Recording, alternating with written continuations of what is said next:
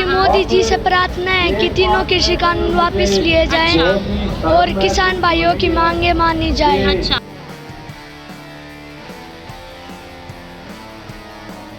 और कब तक बैठे रहना? जब तक किसान भाई अपने घर नहीं चले जाते। No farmers, no food, no future. जय जवान जय किसान। खुद ही वो एमएसपी लागू कर रही है और खुद ही एमएसपी पे कानून नहीं बना रही है। अब किसान हर 10 साल में ट्रैक्टर तो खरीद नहीं सकता, क्योंकि सारे किसानों के पास कोई 20, 30, 50 एकड़ जमीन तो नहीं है। सीएनजी का ट्रैक्टर ला रहे हैं। ये सब वही बात कहूँगा, जुमलेबाजी वाली बात है, बातों की ही बात है। किसान आंदोलन को अब किसी परिभाषा की कोई जरूरत नहीं है। किसान एकता जिंदाबाद, काले कानून वापस करो, काले कानून रद्द करो के नारे आपने बहुत सुने होंगे।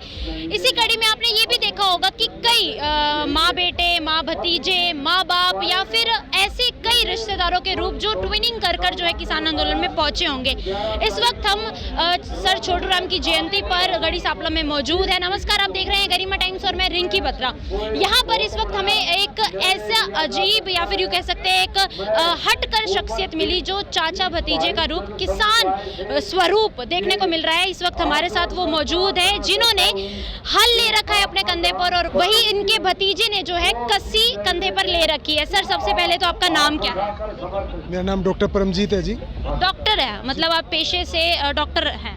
जी, मैं फिजियोथेरेपिस्ट हूँ। जी सर, आप कहाँ से हैं और कहाँ से ताल्लुकात रखते हैं पूछना चाहूँगी। बेसिकली मैं पानीपत का रहने वाला हूँ, लेकिन आज हम दोनों, ये मेरा भतीजा है, हम दोनों रोहतक से यहाँ पैदल चल के आए ये लेसन देने के लिए, लोगों के लिए हल और कस्सी लेके। अब तो टेक्नोलॉजी चेंज हो गई है। पहले ज़माने में जो हमारा पारंपरिक खेती करने के लिए हल और कस्सी का ही काम होता था, तो ये चल के आए ताकि गांव-गांव लोग हमें देख सके, हम ये संदेश दे सकें कि भाई भारत में क्रांति चल रही है। जो भी काले कानून मोदी सरकार या जो भी है केंद्र सरकार ने लागू किए हैं, लोग उसके खिलाफ एकजुट होकर आवाज़ उठा सके और उनको वापस करा सके। सर, आप जो हैं पैदल वहाँ से चल कर आए हैं, आपका जो भतीजा है वो भी पैदल चल कर आया है? जी, लगभग पैदल चल के आया, साथ में चल के आए। आपका नाम क्या, मैं आपसे पूछना चाहूँगी? मेरा नाम माहिर पावरिया है। हाँ, आपकी उम्र कितनी है?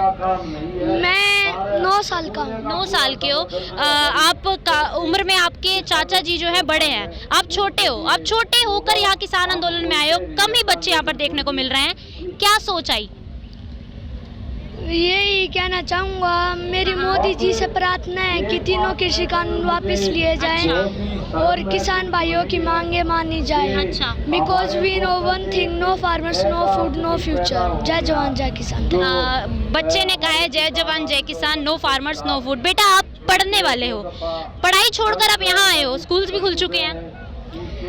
एक्चुअली मेरे स्कूल तो खुले नहीं है, अभी ऑनलाइन क्लास ले रहा हूँ। तो ऑनलाइन क्लास छोड़कर, जो भी आपकी क्लासेस चल रही हैं उसको छोड़कर आप यहाँ पर आए हो। अगर ये ऐसे ही बैठे रहे यहाँ पर, आप बैठे रहोगे?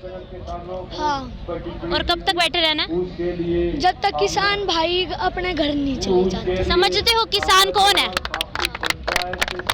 मैं भी किसान का बेटा हूँ। अच्छा, आपके पापा भी किसान हैं? हाँ। अभी जो वीडियो देख रहे हैं, जैसे केंद्र सरकार ने ये कानून लाए हैं, उनको क्या कहना चाहोगे? मैं ऐसे कहना चाहूँगा कि किसान भाइयों की मदद करें। अच्छा। उनको जल्द से जल्द अपने घर भेजो। अभी मदद नहीं कर रहे हैं वो? ना, अभी कम कर रहे हैं। अच्छा, कम कर रहे हैं अभी मदद। जैसे इसने कहा है कि अभी मदद हो नहीं रही है या कम हो रही है। बेटा, आपको पता है कितने दिनों से किसान बैठे हुए हैं वहाँ पर? हाँ, लगभग 3-4 महीने से। 3-4 महीने हो गए किसानों को। हरियाणा में भी प्रदर्शन चल रहा है, अब 18 फरवरी को रेल रोको होनी है, तो वहाँ पर आप पार्ट लोगे? यस। जाओगे? पानीपत से ही या यहाँ रोहतक वगैरह आओगे? रोहतक। बच्चे ने अपना बहुत छोटी उम्र में ही किसान आंदोलन में समर्थन देने के लिए आए हैं। यहाँ पर उनका परिवार भी मौजूद है, बच्चे का ये भी है। सर, मैं आपसे भी जानना चाहूँगी कि अभी जो है किसान आंदोलन एक अलग ही रूट पर चल चुका है। यहाँ पर कई किसान नेता भी मौजूद हैं। अभी अगर गुरनाम सिंह चढ़ूनी की बात करें, राकेश टिकैत की बात करें, वो यहाँ पर मौजूद है। क्या ये माना जा रहा है कि अभी सरकार मान नहीं रही है, तो क्या आगे भी सरकार नहीं मानेगी, इसी तरीके से चलता रहेगा? देखिए, अभी तक तो सरकार का यही रुख है, क्योंकि 11 जो हमारे किसान नेता है, जैसे आपने कहा चढ़ूनी जी है, राकेश टिकैत जी है और भी तमाम नेता है, 11 हमारी मीटिंग सरकार से हमारे किसान नेताओं की हो चुकी है। जी। 12वीं मीटिंग में सरकार फिर भाग गई है। हाँ। तो वो तो जो आप जैसे जो पत्रकार लोग हैं, जो बहादुर लोग हैं, वो हमारी बात को पहुंचा रहे हैं। जो भी बिकी हुई मीडिया है, मोदी सरकार है, केंद्र सरकार है, बातों को तोड़ मरोड़ के प्रस्तुत कर रही है ताकि जनसाधारण में ये लेसन जाए कि किसान ऐसे ही पड़े हुए हैं, हम इनकी बात मान रहे हैं। तमाम इस तरह की जो केंद्र सरकार गलत बातें कर रही है। क्योंकि देखिए, वैसे तो अगर मैं कानूनों को मैंने भी पढ़ा है, अगर उसकी बात करेंगे तो बात बहुत लंबी हो जाएगी। शॉर्टकट में इतना सही बोलते हैं कि एमएसपी ये लोग कह रहे हैं कि नहीं हटेगा, पहले से था, है और रहेगा। तो हम सिर्फ इतनी सरकार से दरखास्त कर रहे हैं कि एमएसपी पे बस एक कानून बना दीजिए कि जो उससे एमएसपी से कम खरीदेगा उसके पे बस एक कानून बना दीजिए। इतनी सी बात है। सरकार ये नहीं मान रही, इसका मतलब तो उनके मन में कहीं ना कहीं कोई काला है या वो कोई गलत सोच है। अगर खुद ही वो एमएसपी लागू कर रही है और खुद ही एमएसपी पे कानून नहीं बना रही है। सर, अभी सरकार ने ये बात कही थी कि 2022 तक जो है किसानों की आय दोगुनी करने का सरकार का इरादा है। इसी कड़ी में सीएनजी ट्रैक्टर भी अब जो है मार्केट में आ गया है। क्या कहना चाहेंगे कि सरकार अपना खेल खेल रही है या एक तरीके से किसानों को बरगलाने की साजिश विपक्ष कर रही है? देखिए जी, जो केंद्र सरकार है, मतलब जो बीजेपी सरकार है, जैसे इलेक्शन होने से पहले जब ये गवर्नमेंट जब तक सत्ता में नहीं आए थे, इन्होंने तमाम वादे किए थे, लोगों को बहुत वर्गलाया। मैंने बीजेपी को वोट दिया, मैंने खुद नरेंद्र मोदी को वोट दिया है। ऐसा लग रहा था कि जैसे बहुत अच्छी सरकार है, क्योंकि उन्होंने इतने वादे किए, हमें लगा कि कितनी अच्छी बातें कर रहे हैं। लेकिन जो ये कई लोग कहते हैं कि जुमलों वाली सरकार, हमें भी ऐसे लगने लग गया कि वाकई में ये लोग जुमले वाली सरकार है। जैसा अभी आप कह रहे हो कि सीएनजी का जो ट्रैक्टर ला रहे हैं, आप पहले उससे पहले का जो ट्रैक्टर उसकी बात कर लीजिए।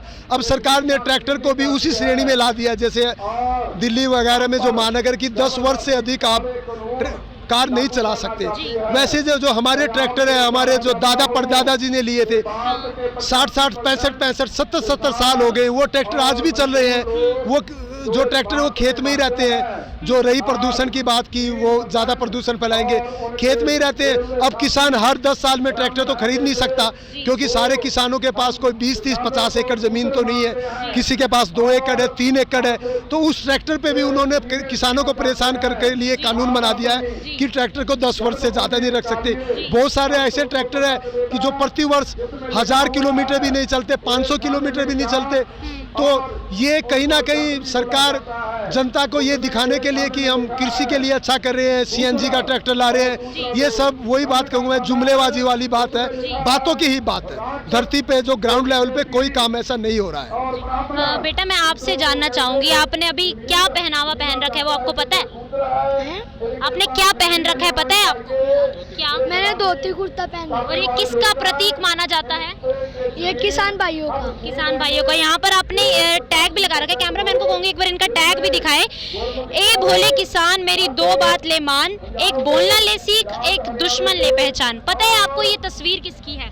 ये सर छोटू राम की तस्वीर। आप उसी कड़ी में यहाँ पर आए हैं। देखिए, यहाँ पर इन्होंने भी कहा, जिस तरीके से 2 चाचा भतीजा थे यहाँ पर, जिनका ये मानना है, यहाँ पर जितने भी लोग मौजूद है किसानों के खिलाफ जो काले कानून, जो इनका मानना है काले कानून लाए गए हैं, उसके खिलाफ प्रदर्शन करने के लिए यहाँ पर मौजूद है। भारी संख्या में इस वक्त यहाँ पर भीड़ है। आपको बता दें जानकारी के लिए, पंजाब के एक्टर्स के साथ साथ, पंजाब के गायकों के साथ साथ हरियाणा के एक्टर्स भी मौजूद थे। और इस वक्त भारतीय किसान यूनियन के प्रदेश अध्यक्ष गुरनाम सिंह चढ़ूनी के साथ साथ राष्ट्रीय प्रवक्ता राकेश टिकैत भी इस वक्त स्टेज पर मौजूद है। वीडियो को ज्यादा से ज्यादा शेयर कीजिए। कैमरामैन मोनू भट्टी के साथ गढ़ी सापड़ा से मैं रिंकी बत्रा।